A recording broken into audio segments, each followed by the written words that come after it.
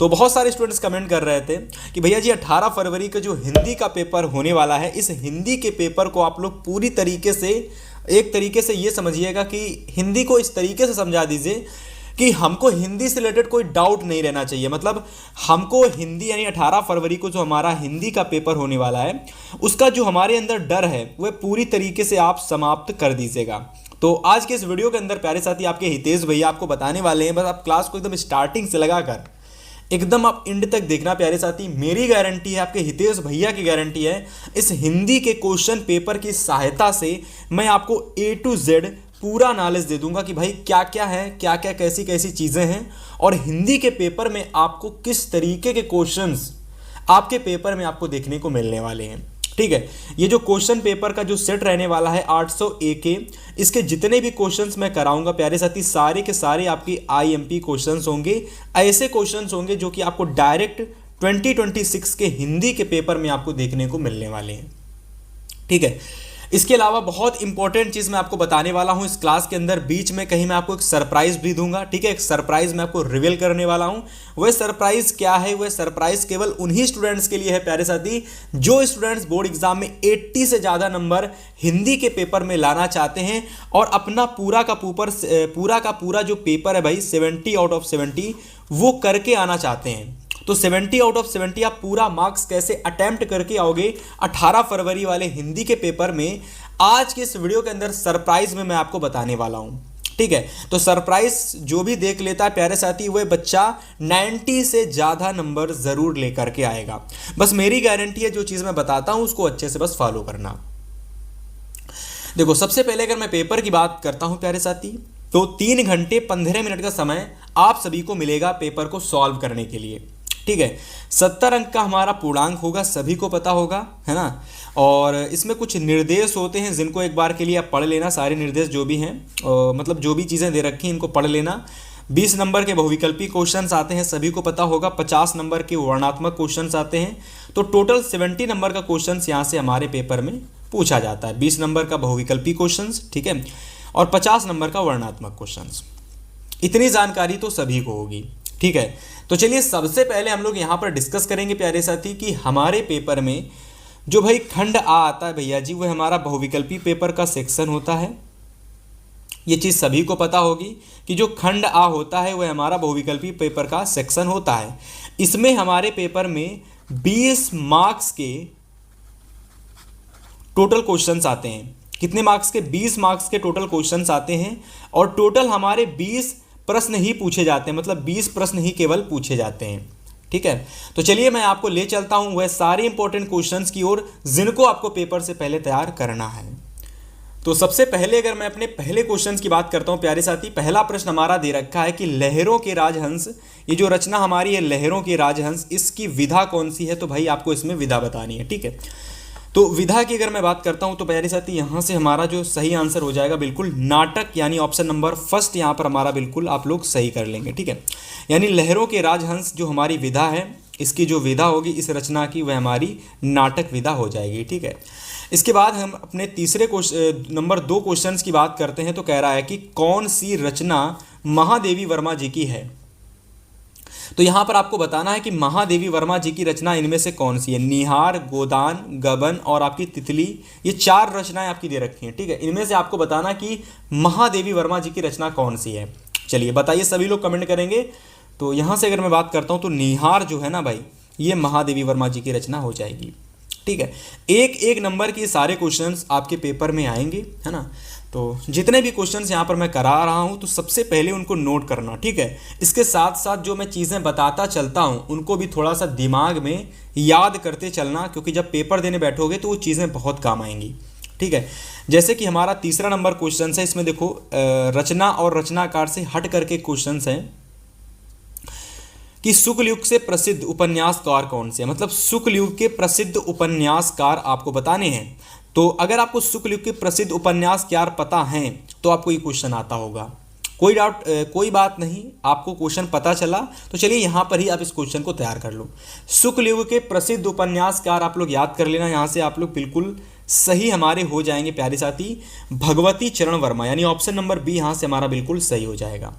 ठीक है, कौन कौन ऐसे स्टूडेंट हैं जिनको पहले से ही क्वेश्चंस के आंसर आते हैं, तो वह सारे प्यारे साथी कमेंट करके बताएंगे। ठीक है, चलिए आगे बात करते हैं क्वेश्चन नंबर 4 की। तो 4 नंबर क्वेश्चन कह रहा है कि पंचांग दर्शन के रचनाकार कौन है। तो अगर मैं बात करता हूं पंचांग दर्शन की रचनाकार की, तो भाई मथुरा नाथ, ठीक है, मथुरा नाथ शुक्ल इसके बिल्कुल सही आंसर हो जाएंगे। ठीक है, चलिए इसके बाद आगे देखिए, कंकाल के लेखक कौन है भाई, कंकाल के लेखक कौन है। तो सभी को पता होगा कि कंकाल कृति के लेखक हमारे जयशंकर प्रसाद जी हैं। तो कंकाल की रचना हमारी जयशंकर प्रसाद जी की रचना हमारी कंकाल हो जाएगी। ठीक है, फिलहाल आगे बात करते हैं क्वेश्चन नंबर 6 की, साकेत के रचनाकार कौन है। तो भाई साकेत के रचनाकार हमारे मैथिली शरण गुप्त हो जाएंगे, यानी ऑप्शन नंबर डी हमारा बिल्कुल सही हो जाएगा। और ये ऐसे क्वेश्चन है प्यारे साथी जिनको तैयार करने में विद इन सेकेंड आप इन क्वेश्चन को तैयार कर सकते हो। रचना साकेत के रचनाकार कौन है, मैथिली शरण गुप्त। कंकाल किसकी कृति है, जयशंकर प्रसाद। तो ये क्वेश्चंस आपको डायरेक्ट याद हो जाएंगे विद इन सेकेंड में। ठीक है, 7वां प्रश्न तैयार करो, मैथिली शरण गुप्त ने लिखा है। तो मैथिली शरण गुप्त ने क्या लिखा है प्यारे साथी, तो सभी को पता होना चाहिए पंचवटी।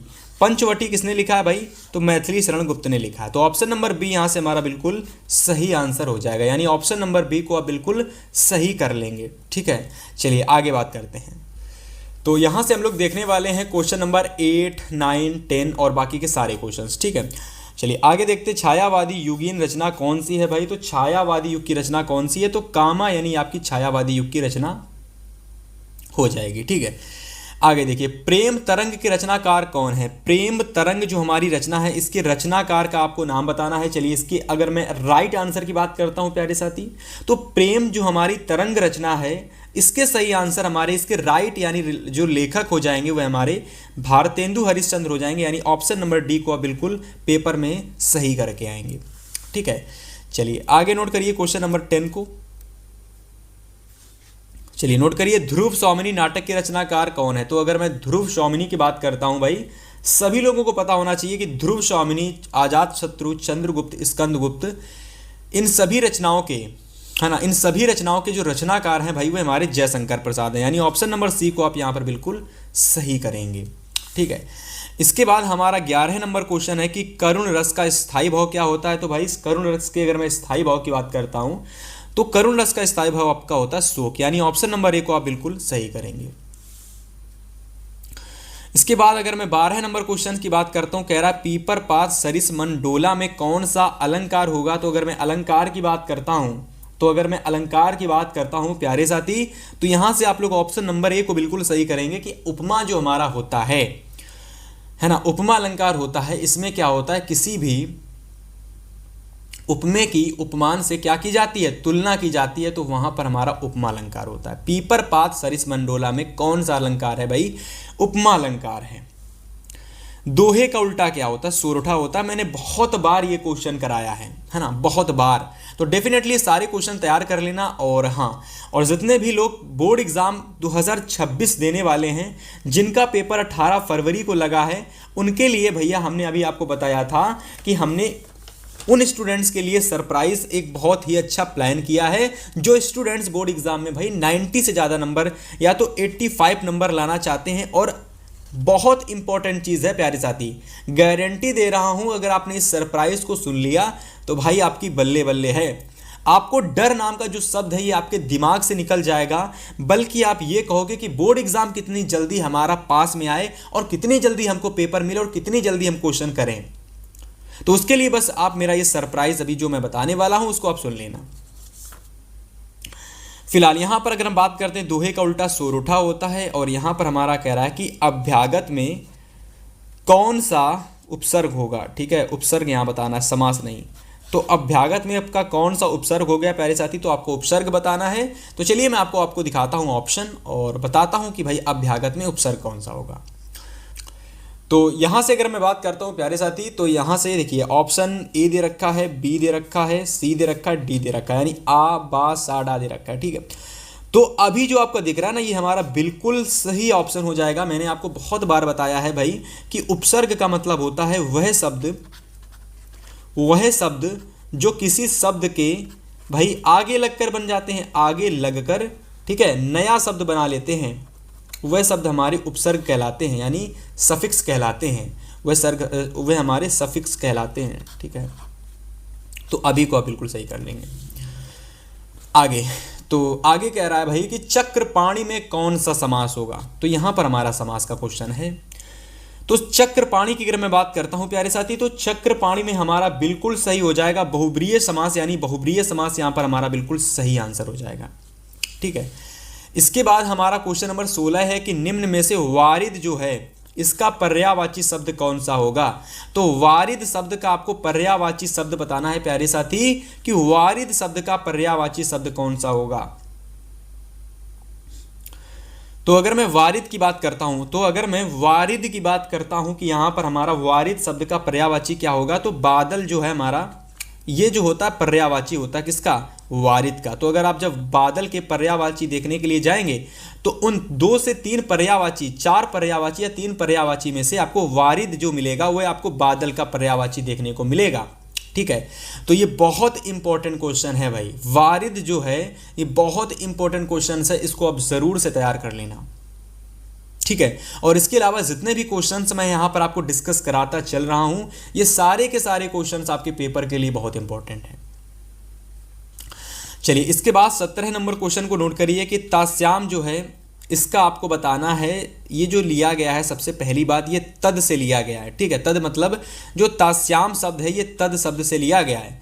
तद के बहुत सारे आपके होते हैं, बहुवचन, द्विवचन, एक वचन। ठीक है, प्रथम पुरुष, मध्यम पुरुष और आपका प्रथम पुरुष और मध्यम पुरुष, एक वचन, द्विवचन, तीन वचन। ठीक है, ऐसे करके आपके होते हैं। तो उसमें से हमारा एक शब्द उठा लिया गया, तद का एक शब्द उठाया गया है भाई तास्याम। ठीक है, मेरी बात को ध्यान से सुनना, तद का एक शब्द उठाया गया है तास्याम, और इस तास्याम शब्द का आपको विभक्ति बताना है और आपको वचन बताना है। ठीक है, मेरी बातों को ध्यान से सुनना भाई कि तास्याम को आपको विभक्ति और वचन बताने हैं। तो अगर मैं बात करता हूं कि यहाँ पर हमारा सही आंसर क्या होगा, तो आप लोग यहाँ पर सप्तमी एक वचन को बिल्कुल सही लगाएंगे।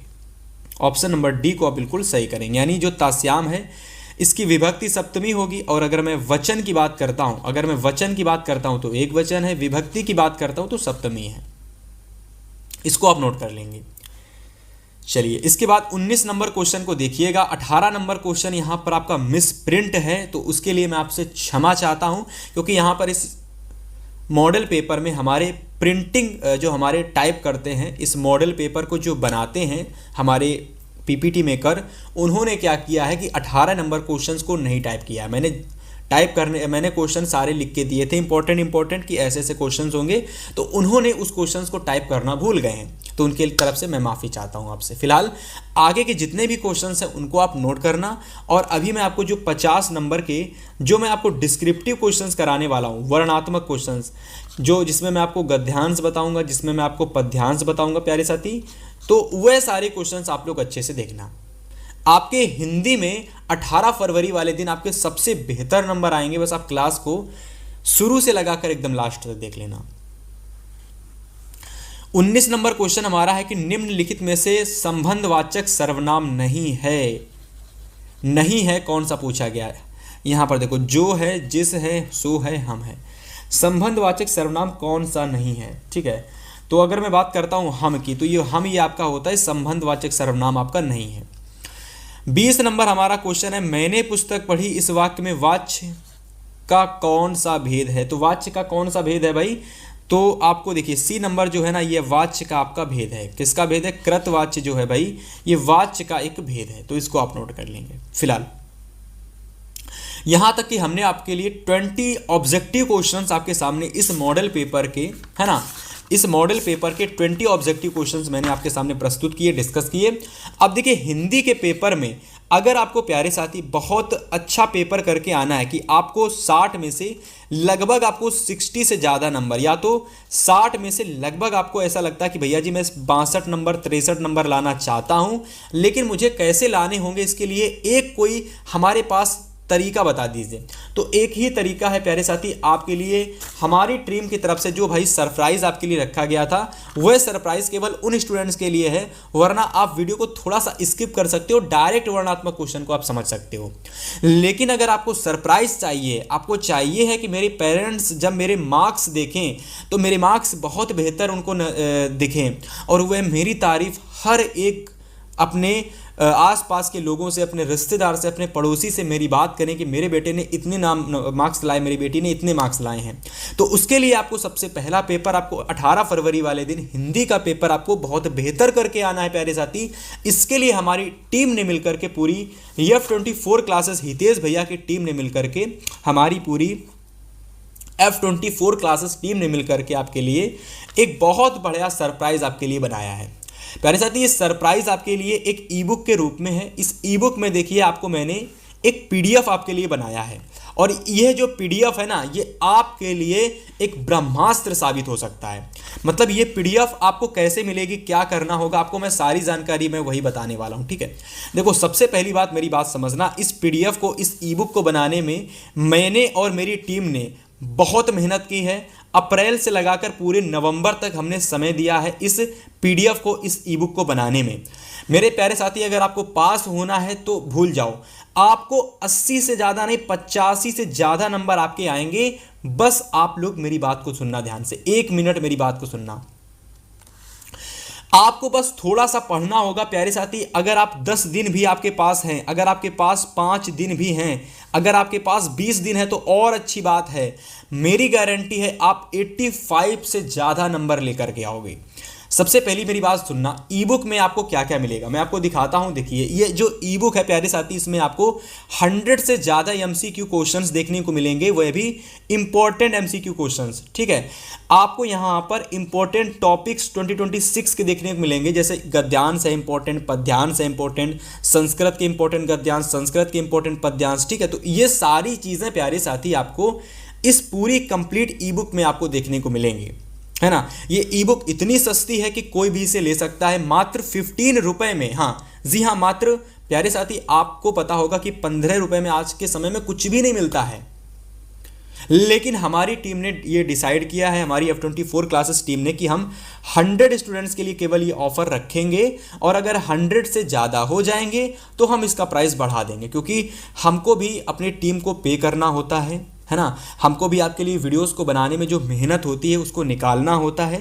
तो हम चाहते हैं कि 100 स्टूडेंट्स जैसे जैसे जल्दी जल्दी इसको ले लेते हैं भाई, वैसे इसके बाद में हम इसको थोड़ा सा और करेंगे, कुछ बढ़ाएंगे इसका प्राइस। तो आप जल्दी से जाइए, इसका ई बुक को ले लेना है। आपको बहुत सारी चीज़ें आपको मिलेंगी, 10 से ज़्यादा मॉडल पेपर मिलेंगे प्यारे साथी। और मेरी बात सुन लेना, 10 से ज़्यादा अगर आप केवल ये मॉडल पेपर अगर आप देख लेते हो, तो जो 18 फरवरी को आपको हिंदी का पेपर लगा है ना, आपको जो 18 फरवरी को हिंदी का पेपर लगा है, अधिकतर क्वेश्चंस आपको इस मॉडल पेपर से ही आपको देखने को मिल जाएंगे, है ना।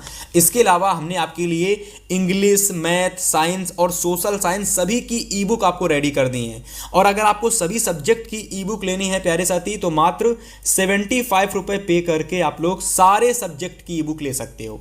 देखो यार, ये जो ई बुक आपको मिलेगी, इसमें आपको सब कुछ मिलेगा, हर वह चीज़ मिलेगी जिससे आप बेहतर स्कोर कर सकते हो बोर्ड एग्जाम में। लेकिन ये मिलेगी कहाँ से, तो भाई आपको, भाई बहुत सारे स्टूडेंट्स को लगता है कहाँ से मिलेगी, तो उन्हीं के लिए अब देखो, जैसे ही आप डिस्क्रिप्शन बॉक्स ओपन करोगे, जैसे ही डिस्क्रिप्शन में जाओगे, आपको हिंदी का लिंक, इंग्लिश का लिंक, मैथ का लिंक, साइंस का लिंक, सोशल साइंस का लिंक, सभी सब्जेक्ट की जो ई बुक है उनका लिंक आपको बाकायदा मिल जाएगा। ठीक है, तो हर सब्जेक्ट का प्राइस 15 रुपए है, इंडिविजुअल है। जिसका भी आपको ई बुक लेना है भाई, उसका आप लोग 15 रुपये पे करके ऑनलाइन, गूगल पे, जिस भी माध्यम से आप पे करके लेना चाहते हो ले सकते हो। और बोर्ड एग्जाम से पहले इन सभी इंपॉर्टेंट चीज़ों को आप फॉलो कर सकते हो, और बोर्ड एग्जाम देने से पहले आप बहुत बेहतर नंबर ला सकते हो।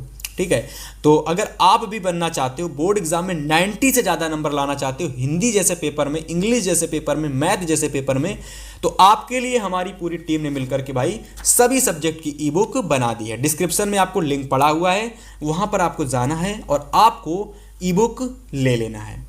ठीक है, जो भी स्टूडेंट्स लेना चाहते हैं भाई ले सकते हैं। फिलहाल आपके लिए हमने तो यहाँ पर, अगर आपको नहीं लेना है तो कोई बात नहीं, आप मत लीजिएगा, आप इस पूरी वीडियो को देख लीजिएगा। आपको हिंदी का पेपर आपको लगभग आपको सारी चीज़ें समझा ही देगा। लेकिन अगर आपको ऐसा लगता है कि मेरे लिए 15 रुपये दे करके मैं अपने पेरेंट्स का सपने को पूरा करना चाहूँगा, मेरी माँ ने जो सपना देखा है, मेरे पापा ने जो मुझे पढ़ाया है, उसको मैं कुछ ना कुछ चुकाना चाहता हूँ, उनको खुशी देना चाहता हूँ, तो मेरे लिए 15 रुपये कुछ नहीं भैया, मैं हिंदी की ही कम से कम ले लूँगा। तो भाई जाइएगा, डिस्क्रिप्शन बॉक्स ओपन कीजिएगा और आप हिंदी की भी लेना, और आप मेरी तरफ से आप इंग्लिश की भी ले लेना, क्योंकि आपको 2 सब्जेक्ट में अगर आपके बेहतर नंबर आएंगे तो आपके पेरेंट्स और भी खुश होंगे। और अगर आप सभी सब्जेक्ट में बेहतर लाना चाहते हो तो 75 रुपये में सारी ले लेना। फिलहाल यहाँ पर हम लोग भाई MCQ तक सारी चीज़ें डिस्कस कर चुके थे, है ना। हम लोग भाई MCQ तक सारी चीज़ें डिस्कस कर चुके थे ना। अब यहाँ पर हम लोग डिस्कस करेंगे जैसे कि गद्यांश हो जाता है, पद्यांश हो जाता है, संस्कृत गद्यांश, संस्कृत पद्यांश, तो ये सारी चीज़ें हम डिस्कस करेंगे। पहला टारगेट हमारा है कि भाई गद्यांश भैया जी कैसे करना है, क्या क्या होता है, क्या चीज़ें होती, सारी चीज़ें हम डिस्कस करेंगे। तो अगर प्यारे साथी मैं गद्यांश की बात करता हूं तो बहुत सिंपल है, बस मेरी बात ध्यान से सुनना कि गद्यांश को तैयार करने के लिए स्टूडेंट्स आपको 3 क्वेश्चंस को करना आना चाहिए। सबसे पहला हमारा जो होता है, पहला क्वेश्चन आपको दे रखा होता है पेपर में इस गद्यांश पर आधारित कि उपर्युक्त गद्यांश का संदर्भ लिखिए, ठीक है। अब जैसे ही आप इस गद्यांश को पढ़ोगे तो आपको संदर्भ करना होगा। अब संदर्भ कैसे किया जाता है तो इस पर मैंने अपने चैनल पर एक स्पेशल वीडियो बना रखा है, तो आप उस वीडियो को जा करके देख लेना और आपको संदर्भ लिखना आ जाएगा। हमारा मेन मकसद गद्यांश में है कि भैया जी इंपॉर्टेंट गद्यांश कौन सा होगा। तो हम लोग जो ये दे रखा है भाई साहब, हम लोग कच्ची मिट्टी के मूर्ति के समान रहते हैं, जिसे जो जिस रूप का चाहे उस रूप का करे, जिसे राक्षस बनावे देवता बनावे। तो यार ये जो आपका गद्यांश है ना, यह गद्यांश आपके बोर्ड एग्जाम के लिए बहुत इंपॉर्टेंट है। आप इसको वेरी इंपॉर्टेंट मार्क कर लो और इसको बोर्ड एग्जाम 2026 से पहले तैयार करके जाना, देखना ये आपको आपके पेपर में जरूर देखने को मिलेगा, ठीक है। इसके अलावा इसमें दूसरा जो क्वेश्चन आता है वह आता है रेखांकित अंश की व्याख्या कीजिएगा। तो मतलब यहां पर आपको क्वेश्चन में रेखांकित अंश की व्याख्या करने के लिए होती है, ठीक है।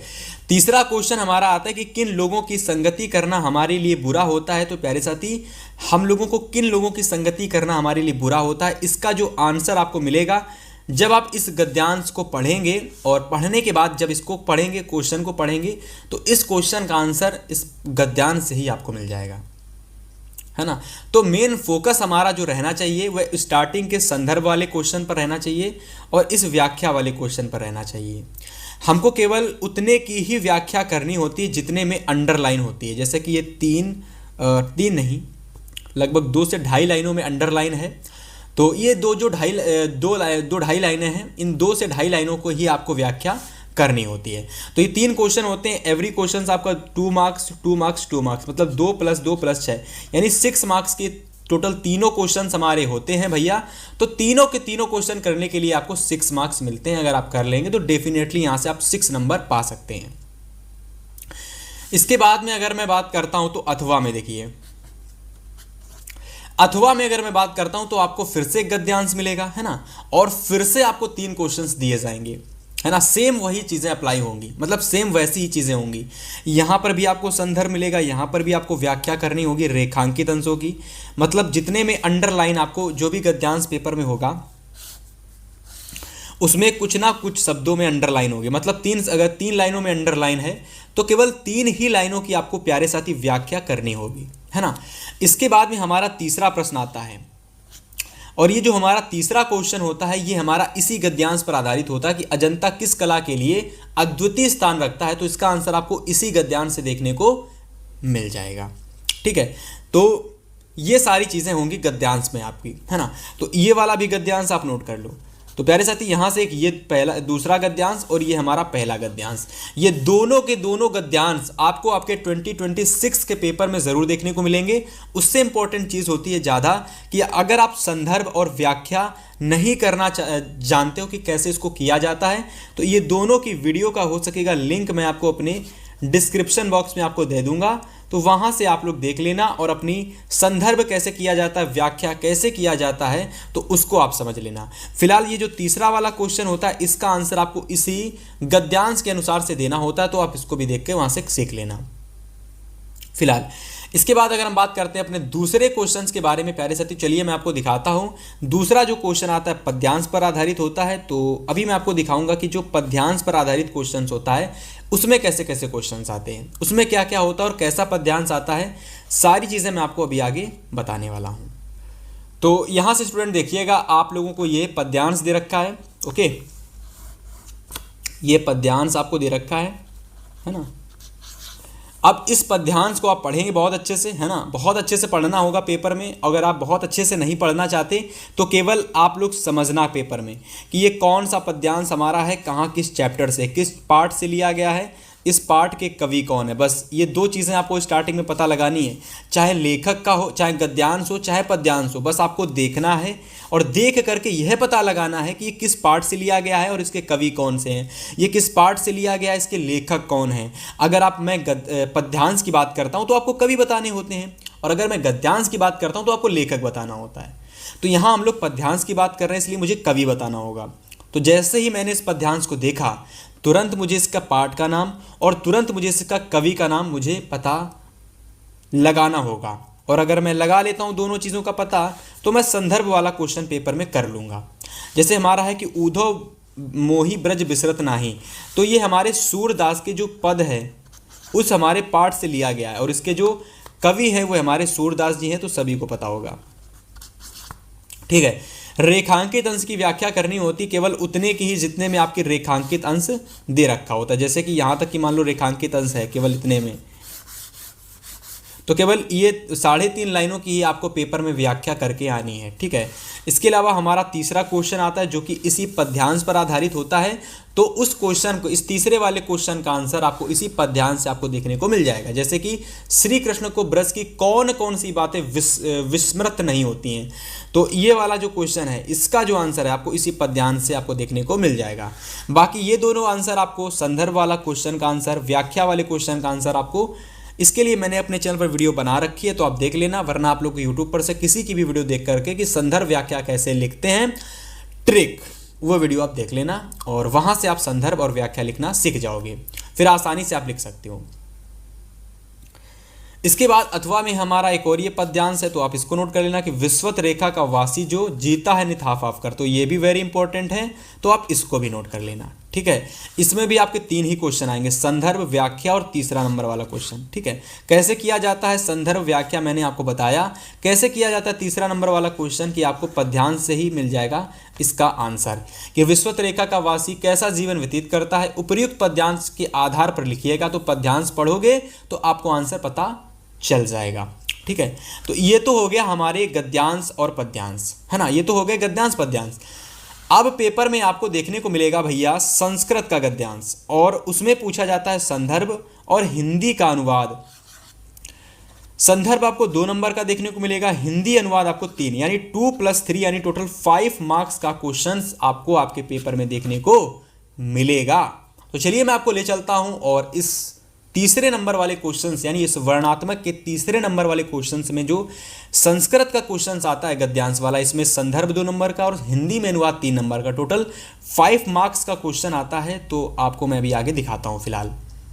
तो ये देखिए यहाँ पर आप लोगों का संस्कृत का गद्यांश दे रखा है प्यारे साथी। तो मैंने आपको अभी बताया था कि पेपर में आपको संस्कृत का, ठीक है, गद्यांश भी देखने को मिलेगा। ठीक है, संस्कृत का गद्यांश भी देखने को मिलेगा, और संस्कृत का जो है भाई वह आपको पद्यांश भी देखने को मिलेगा। ठीक है, तो संस्कृत का गद्यांश और संस्कृत का पद्यांश, सबसे पहला ये गद्यांश है भाई, दूसरा आपका ये पद्यांश है। इसमें मैंने आपको ये भी बताया कि 2 तरीके के क्वेश्चन आते हैं। सबसे पहला हमारा संदर्भ वाला क्वेश्चन आता है भाई, दूसरा हमारा हिंदी अनुवाद, हिंदी अनुवाद।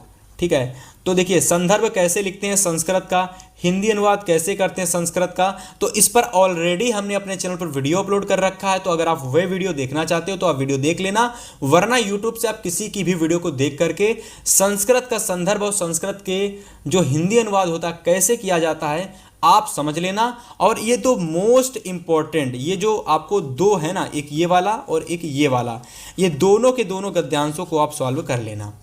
पहला हमारा है कि अस्माकं संस्कृति सदा गतिशीला वर्तेत, ठीक है, वर्तते मानव जीवनम संस्कृतुम ऐसा यथा समयम नवा नवाम विचारधाराम स्वीकरोति नवाम शक्ति चा प्राप्नोति। ठीक है, प्राप्नोति वकायदा जो भी है आगे आप देख लेना, फिलहाल इसको आप तैयार कर लेना। ठीक है, इसके बाद अथवा में हमारा ये दे रखा है, तो इस वाले गद्यांश को भी आप तैयार कर लेना। संस्कृत का गद्यांश है भाई, ऐसा नगरी भारतीय संस्कृति संस्कृत भाषस्य केंद्र स्थलम अस्ति इत एवं संस्कृत वाड्मयस्य संस्कृतेश्च आलोका सर्वत्र प्रस्तः मुगल युवराजः दादरा सिकोहा अत्रागत्य, ठीक है। फिलहाल जो भी है आगे आप देख लेना और इसको भी आप तैयार कर लेना, ठीक है। इस वाले को भी पेपर से पहले तैयार कर लेना है ना, ये वाला, और इस वाले को भी आप पेपर से पहले तैयार कर लेना। इसके बाद आपको देखिए यहां पर चौथा नंबर क्वेश्चन फिर से संस्कृत का आएगा, लेकिन यहां पर आपको गद्यांश देखने को मिलेगा। क्या देखने को मिलेगा? यहां पर आपको गद्यांश यहां पर आपको पद्यांश देखने को मिलेगा, है ना। यहां पर भी आपको संदर्भ आएगा 2 मार्क्स का और हिंदी में अनुवाद आएगा भाई 3 मार्क्स का। टोटल 2 + 3 = 5 मार्क्स का क्वेश्चन आपके पेपर में आएगा, ठीक है। तो सबसे पहले हमारा एक ये पद्यांश है भाई, और दूसरा हमारा ये पद्यांश है, ठीक है। तो ये पद्यांश और हमारा ये पद्यांश, इन दोनों ही पद्यांशों को आप नोट कर लो, है ना। दोनों ही पद्यांशों को नोट कर लो। और संदर्भ कैसे लिखते हैं किसी पद्यांश का, है ना। संस्कृत के पद्यांश का संदर्भ कैसे लिखते हैं, संस्कृत के पद्यांश का हिंदी अनुवाद कैसे करते हैं, तो ये आप सीख लेना यूट्यूब से, है ना। तो ये आप सीख लेना। फिलहाल आपको यहां पर देख लेना, ये दोनों इंपॉर्टेंट हमारे हैं, ठीक है। ये दोनों आपके वेरी इंपॉर्टेंट है, तो इसको आप स्क्रीनशॉट कर लेना और पेपर से पहले इनको तैयार करके चले जाना। फिलहाल इसके बाद हमारा 5वां नंबर क्वेश्चन आपके पेपर में आएगा कि अपने पठित खंड काव्य के आधार पर दिए गए प्रश्नों में से किसी एक प्रश्न का उत्तर दीजिएगा। तो यहां पर आपको खंड काव्य पेपर में आएगा 3 मार्क्स का, यानी टोटल 3 नंबर का आपके पेपर में खंड काव्य आएगा। अब मेरी बात ध्यान से सुनना, अब जरा ध्यान से सुनना भाई। जो खंड काव्य होता है ये जिले के हिसाब से तैयार करना होता है कि किस जिले से आप बिलोंग करते हो, किस जिले से आप बिलोंग करते हो। अगर आप मान लीजिए अगर आप कानपुर से हो, ठीक है, अगर आप अलीगढ़ से हो, ठीक है, अगर आप अलीगढ़ से हो, ठीक है, अगर आप मान लो लखीमपुर से हो, अगर आप मान लो प्रयागराज से हो, ठीक है, तो आपको अपने जिले के हिसाब से अलग अलग खंड काव्य तैयार करना होता है। अब बात आ जाती भैया जी हमें कैसे पता चलेगा कि हमें कौन सा खंड काव्य तैयार करना है। तो आप सिंपल है, आप गूगल पर जाएंगे और टाइप करेंगे कि यूपी बोर्ड के लिए क्लास 10 यूपी बोर्ड के लिए कानपुर जिले के लिए कौन सा खंड काव्य तैयार करना है। यूपी बोर्ड क्लास 10 के लिए हिंदी में अलीगढ़ के लिए कौन सा खंड काव्य तैयार करना है। लखीमपुर के लिए क्लास 10 हिंदी सब्जेक्ट के लिए लखीमपुर के लिए हिंदी में कौन सा खंड काव्य तैयार करना है। अगर ये भी नहीं करना चाहते तो अपने हिंदी के टीचर से पूछ लेना कि सर मुझे कौन सा खंड काव्य तैयार करना है। तो जैसे उसने अगर बताया कि आपको मुक्ति दूत तैयार करना है, तो मुक्ति दूत के इन दोनों में से, मतलब ये दोनों इंपॉर्टेंट हैं, तो इन दोनों में से कोई तैयार कर लेना। आपके टीचर ने सजेस्ट किया कि मुक्ति दूत तैयार कर लो, तो आप मुक्ति दूत में से स्क्रीनशॉट कर लो, ये दो तैयार कर लेना। आपके टीचर ने सजेस्ट किया कि आप ज्योति जवाहर तैयार करना, तो ज्योति जवाहर में पहला ये वाला और इसके अलावा दूसरा ज्योति जवाहर का प्यारे साथी ये वाला, ठीक है, ये वाला तैयार कर लेना। इसके अलावा ऐसे ही कर्ण है, अग्रपूजा है, ठीक है, जय सुभाष है, मेवाड़ मुकुट है, मातृभूमि है। तो ये आपके कुछ यहाँ पर करके दे रखे हैं। फिलहाल मतलब जो भी आपको आपके जिले के हिसाब से आपको तैयार करना होता है तो आप वह तैयार करेंगे, ठीक है। फिलहाल यहाँ पर हम लोग आगे बढ़ते हैं। आगे हमारा क्वेश्चन नंबर 6 आ जाता है और यहाँ पर देखिएगा, यहाँ पर पेपर में आपको लेखक का जीवन परिचय पूछा जाता है। जीवन परिचय प्यारे साथी बहुत महत्वपूर्ण, देख लेना 5 मार्क्स का ये क्वेश्चन आता है, जहाँ मैं आपको बताना चाहता हूँ 2 नहीं 3 नंबर का जीवन परिचय होता है भाई अलग से, ठीक है, जीवन परिचय लिखना होता है अलग से। और 2 मार्क्स की आपकी होती है रचनाएं, 2 मार्क्स की रचनाएं होती, 3 मार्क्स का जीवन परिचय होता है। तो यहाँ पर 5 नंबर में 3 + 2 बराबर में 5 मार्क्स का यहाँ पर आपको जीवन परिचय आता है। सबसे पहला है जयशंकर प्रसाद, दूसरा है रामधारी सिंह दिनकर, तीसरा है आचार्य रामचंद्र शुक्ल। तो जयशंकर प्रसाद, रामधारी सिंह दिनकर और आचार्य रामचंद्र शुक्ल, ये 3 आप अगर आप लेखक के जीवन परिचय तैयार कर लेते हो प्यारे साथी, तो पेपर में आपको इन 3 में से ही आपको आपका एक जीवन परिचय आपको देखने को मिल जाएगा। जो आप करेंगे उन एक में से, मतलब जो भी पेपर में आएगा इन 3 में से आपको देखने को पेपर में जरूर मिल जाएगा। तो आप ये 3 जरूर तैयार कर लेना। इसके अलावा कवियों के जीवन परिचय की अगर मैं बात करता हूं तो भाई उनमें भी आपको प्रमुख रचनाएं और जीवन परिचय लिखना होगा, है ना। फिलहाल मैं आपको बताता हूं इंपॉर्टेंट कौन है। तो यहां से सूरदास, महादेवी वर्मा, तुलसीदास, रामनरेश त्रिपाठी, तो ये 4 जो आपके हैं ना, ये 4 अगर आप केवल ये 4 ही तैयार कर लेते हो, पेपर में बहुत हैं आपके, लगभग 10 हैं कवियों के, लेकिन अगर मैं 4 बताता हूं तो ये 4 आप तैयार कर लेना। 4 भी नहीं तैयार करना चाहते, सूरदास, महादेवी वर्मा और तुलसीदास, ये 3 ही केवल तैयार कर लेना। देखना पेपर में आपको एक जरूर देखने को मिल जाएगा। इसके अलावा सुमित्रा नंदन पंत, ये भी बहुत इंपॉर्टेंट है, ये भी बहुत इंपॉर्टेंट है भाई, इसको भी आप तैयार कर सकते हो फिलहाल। इसके अलावा अगर मैं 7 नंबर क्वेश्चन की बात करता हूं तो यहां पर आपको श्लोक लिखना होता है, और जो भी आप श्लोक लिखेंगे वह आपके प्रश्न पत्र में ना आया हो। 2 नंबर का श्लोक आता है भाई, सभी लोगों को पता होता है भाई, हमको 3 श्लोक या तो 2 श्लोक तैयार करने होते हैं, क्योंकि आपके पेपर में 2 श्लोक ऑलरेडी पहले से ही पद्यांश में पूछे जाते हैं। जो पद्यांश आता है ना भाई संस्कृत का, जो संस्कृत का पद्यांश होता है उसी को हम लोग श्लोक भी कहते हैं, ठीक है। तो वो जो 2 पद्यांश आते हैं उन दोनों पद्यांशों को नहीं लिखना होता है, कोई तीसरा पद्यांश आप लिखेंगे तो लगभग आप 3 श्लोक तैयार कर लेना, 3 नहीं तो मिनिमम 2 तो तैयार ही कर लेना। फिलहाल 2 नंबर आपको मिल जाएंगे। फिलहाल यहाँ पर आपका 8वां नंबर क्वेश्चन है कि शहर की साफ सफाई हेतु अपने शहर के मुख्य नगर निगम अधिकारी को पत्र लिखिएगा। मतलब यहाँ पर आपको पत्र वाला क्वेश्चन है, 4 नंबर का क्वेश्चन है पत्र वाला, और पत्र यहाँ पर आप लोग ये वाला तैयार कर लेना। 100% ये पत्र आपके पेपर में आएगा। और उससे ज़्यादा इंपॉर्टेंट, अगर आप पत्र को कैसे लिखा जाता है ये सीख लेते हो ना, कि किस तरीके से मुझे पत्र लिखना है, इसकी ट्रिक तैयार कर लेते हो, पत्र लिखने की ट्रिक अगर आप तैयार कर लेते हो ना, तो मेरी गारंटी है आप किसी भी प्रकार का आपके पेपर में पत्र आता है तो आप उसको कर ले जाओगे। इसके अलावा अथवा में 2 आते हैं भाई, दोनों में से किसी एक करना होता है। तो यहाँ पर हमारा अपने मित्र को अपने बड़े भाई के विवाह में सम्मिलित होने के लिए निमंत्रण देते हुए एक पत्र लिखना है, ठीक है। तो अपने मित्र को बुलावा लगाना है, एक पत्र लिखना है। इसके अलावा यहाँ पर अगर हम बात करते हैं 4 नंबर का भाई पत्र आता है, तो ये भी आप याद कर रखना। चलिए 9 नंबर क्वेश्चन हमारा है यहाँ पर 2 नंबर का। यहाँ पर आपको 2 प्रश्नों के उत्तर देने हैं संस्कृत में। 4 क्वेश्चंस आपके पेपर में आएंगे, किन्हीं 2 क्वेश्चन का आप उत्तर कर लोगे तो 2 नंबर आपको मिल जाएंगे। मेरे हिसाब से ये 4 आपके लिए मैंने इंपॉर्टेंट हैं, इन 4 को मैंने ले रखा है, तो आप इनको तैयार करना पेपर से पहले, है ना। और ये क्वेश्चंस आपको जरूर देखने को मिलेंगे, ठीक है। फिलहाल ये 4 आप जरूर तैयार करके जाना, पेपर में बहुत बार ये रिपीट हुए हैं कि वाराणसी कस्या नद्याकुले स्थिता चंद्रशेखरा का आसीत् अस्माकम संस्कृति की दर्शास्ति वीरा केन पूजते, इसको आप नोट कर लेना। फिलहाल 10वां नंबर क्वेश्चन हमारा है कि निम्नलिखित में से किसी एक विषय पर निबंध लिखना। तो भैया 7 नंबर का क्वेश्चन यहां से आपको निबंध का आएगा, तो ये 4 निबंध आपको तैयार कर लेने हैं। जनसंख्या वृद्धि, वृक्षारोपण, विज्ञान अभिशाप या वरदान और पर्यावरण प्रदूषण, ये बहुत डिमांडेबल निबंध हैं जो कि इस टाइम बहुत ज़्यादा चर्चा में हैं। और देखना आपके पेपर में 4 में से 2 से 3 निबंध 100% नहीं 101% आपको देखने को मिलेंगे, ठीक है। अब आती है भैया जी हमको ई बुक लेना है। अब बहुत सारे बच्चे कहेंगे भैया जी बस आप बताइएगा ई बुक लेना है, क्या ये ई बुक मेरे लिए सफिशियंट है 90 से ज़्यादा नंबर लाने के लिए?